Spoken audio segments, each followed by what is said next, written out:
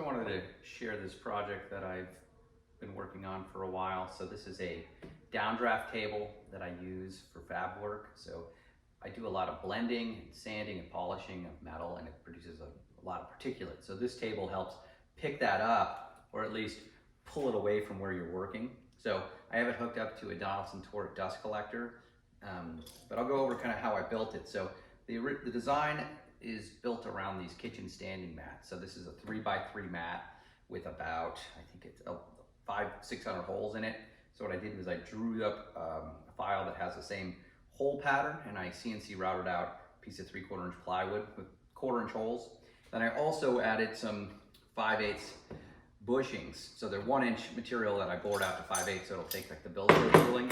So you can use this to hold work down.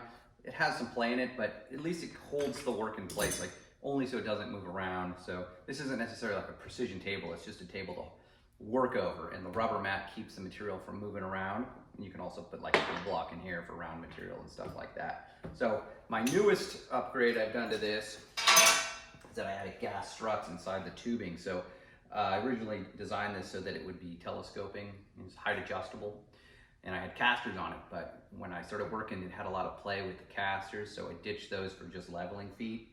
But when I did that, I lost the height of the caster, so this table would only go up to about 35 inches, and sometimes you want it up a little higher. So I found now that about 39 inches is a very good height, but this adjusts from 30 to 42, so I have 12-inch expanding gas struts inside the legs here. So I'll show you guys how that works. So you loosen this, and then it goes up. You have to do it in stages, so I'll do this back side. So, and then it sort of auto levels. You tighten it down. So then if I want to go low, since it's all loose now, all I'll do is I'll bring this front down. Like I said, you kind of have to do it in stages. Lock that down. I'll do this one.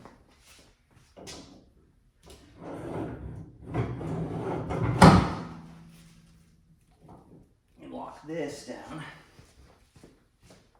And then, let's see, this may have locked. Yeah, this is locked here. And then you fight gravity and do that.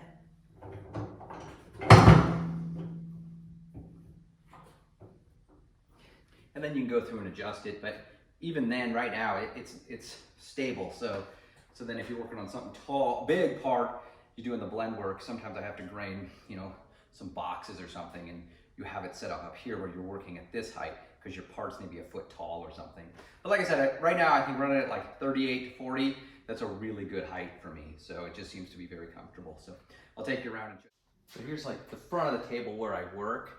And what I've done is I blocked off the back. So this mat, as I said, I think it's like 572 holes in it, but I only work in the front section for the most part. So I blocked off the back to increase the suction. So I'll turn on this vacuum. And luckily this is an industrial unit, it's somewhat quiet. But so there's no suction in the back, and I blocked everything else off. So I'll take off the standing mat, and as you can see,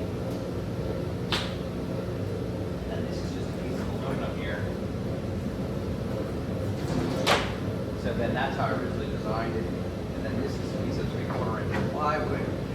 I'll get that off. You can see pretty much just an upside down pyramid. And I have bracing in here that runs in this where the mat doesn't have the holes, where the mat segmented up. And then I have a big 6-inch port that goes into a bucket, and a 4-inch port going out of that. So I just added a bucket, and that I hopefully kind of captures most of the particulate before it gets to the vacuum.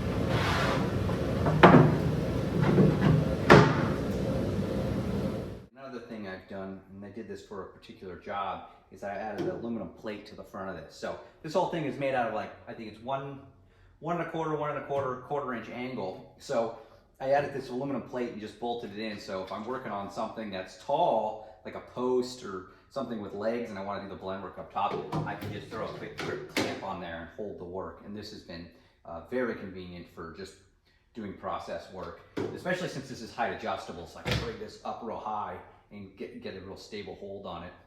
And then with these bushings for the clamps,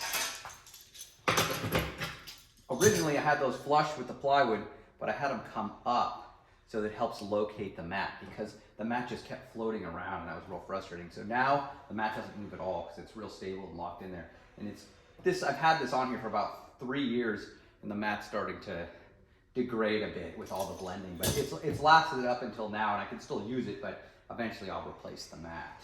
Okay, now I'll show the table coming back up. So I'll loosen these legs. So probably right about there. And I'll do the front. Okay,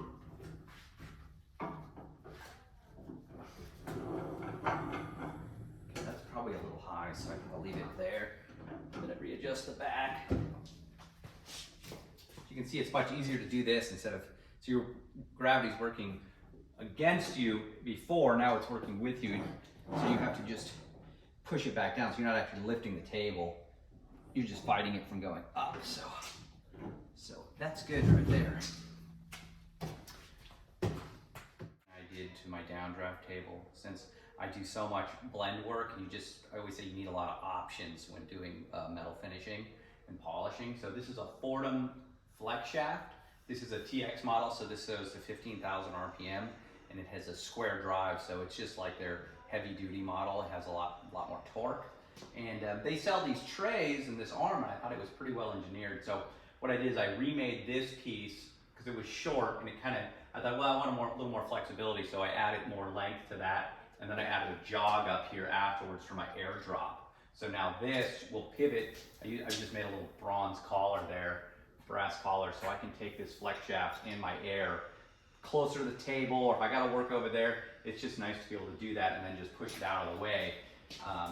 And then there's a little tray here, which I'm still kind of playing around with this, but I can keep some abrasive here. And then this is another tray for files, and I can keep my air tools on the back side. And then this is the hand pieces for the flex shaft go there. And then here is one of the flex shafts. So if I want to use this, I can bring it a little closer and even lock the back side in, and then here, turn it on.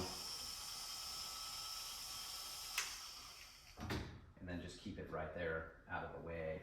So sometimes I'm not using this. I don't want, the airline seems to always get in the way. Same with the flex shaft, so being able to pivot it out. So here's this pivoting arm set up. So these are some of the common files I use, and I obviously switch those out. So now I can pivot them while I'm working and grab this stuff and then just push them out of the way. And then on the back side, I have my air tools. So just some common stuff. So I have 6 positions here, so I can switch out the tools I'm using or just keep them here so they're easy to access. And then also obviously the hand pieces are up here. So, and the fact that this can all pivot out of the way and leave this area open, because a lot of times I do posts or guardrail work and I need like a long run. So it's nice to have, and like I said, I'm working in the front 12 inches of this downdraft table. So to have this kind of open here, it's very convenient. And then I can reach over and grab my air while I'm working, or I can just pivot this and come in and then move over and move it back out of the way. So this is the dust collector I'm running. Like I said, it's a Donaldson Torrent, 3/4 horsepower, single phase. It has this foot kick, which shakes the filters to clear them out. So I've had this since I made my downdraft table for, I guess, going on 3-4 years, and it hasn't missed a beat, so very nice. Set up behind my downdraft table, so I have all my abrasive tools here. My angle grinder, variable speed angle grinder on a kind of a spring cord. So this just stays with 80 grit. I made this handle so I can lean into the work, and that's been very convenient. So to have that set up where I don't have to go and run a cord or anything, just leave it there, makes a lot of sense for me. And then I have my variable speed Milwaukee angle grinder, and I just made the same style handle, but I put set screws in this one, so this one won't move. That one, it sometimes wants to have some wiggle room in it, but I just changed the design a bit, and this is very nice. So this grinder is almost only set up to run Scotch-Brite for polishing. And then over here, I have my arsenal of air tools. So the DA, like a 5-inch random orbital Dynabrade sander, is very convenient. Gets used a lot. So it gets stored on these, I made these like kind of a V-shaped organizer. So it goes there, or the other tools that don't fit up there as well. go on here. This is just like a broom clip, but it fits really nicely. So if I'm working, I can come up and just go and grab this and keep moving and then put it back and have another tool up here. And then for now, I just have one airdrop because I think it's gonna get too cluttered with multiple, and it's so easy to change out the air tools, where an electric tool with a cord is much more tedious. So I'll bring you in closer so you can see the finishing tools. So majority of these are Dynabrade. I find them to be the best in doing metal finishing. So instead I got my airdrop here, kind of in line with these racks, and then the back wall, I have my, that's well, that's not a Dynabrade, but that's like a file board. And then I have, some of these are a little tight in here. There's a small burnisher. I have the big angle grinder, which I hardly use. It just takes too much air. This is the original Dynafile. And then this is another straight line sander. So that's very nice. I leave this one set up permanently with Scotch-Brite. It's a little heavy, but it's nice to have these separate. So I have 3 linear sanders. The file board, this one, I think it's called a D600. I don't think they make this anymore. And then also this is just called a Dynaline sander. So this is a piston driven. Sorry, this one is, piston driven, that one's gear driven. So that one's slower, this one's faster, and a little louder. So I probably prefer the gear driven one, and then I have a cutoff wheel, just a straight on 90 with a roll lock, 90 with a collet, which I don't really use that much now that I have the Fordham for doing carbide burrs and stuff. This is really nice. That's a bevel tool, like a little miniature router. Only does a 1/16 depth of cut, but playing fine. This is a 15,000 RPM gear driven die grinder. Amazing. A lot of torque on these, and they're slower speed. So 15 is almost too fast. So I prefer this one, which is a 12,000, but I run this with a hook and loop, 3-inch hook and loop. So that's very nice for polishing. And then this is a little 2-inch DA sander. So it's kind of loud, but it has a good reach. So sometimes you need to get into tight spots. This is this is the Dynaline gear driven. I use this thing constantly doing linear work, doing grain patterns, putting grains in stainless or brass. So very convenient tool, very light, quiet. The only problem is switching out the abrasives. So you're really stuck to this sort of PSA. I've made my own backing pads with different profiles, so you can use just going around pipe. It just helps locate and stuff like that. And then, so this is a DA, and then, or you call it random orbital or DA sander, and that's what these are down here. So this is their Extreme series.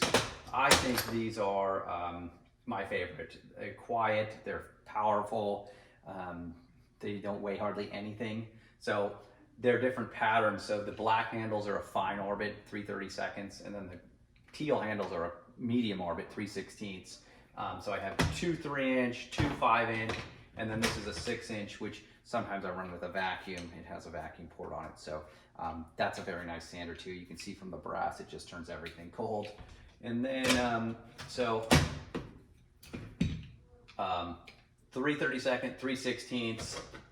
This is also 3/32 with black handle. And then this is a 3/8 orbit. So this is a roughing DA sander. This is a little bit more obnoxious to run than these. These are very comfortable. This one has I wouldn't say vibration, but it definitely has more, you would say, it's just more powerful tool, and there's just more oscillation because the orbital pattern is larger, but very nice for doing rough work, for if you're just gonna paint something or sanding galvanized or something. Definitely use this tool. A little heavier, I would say, a little less ergonomic, and obviously I would prefer to run the fine orbit sanders because there's very little resistance on the tool.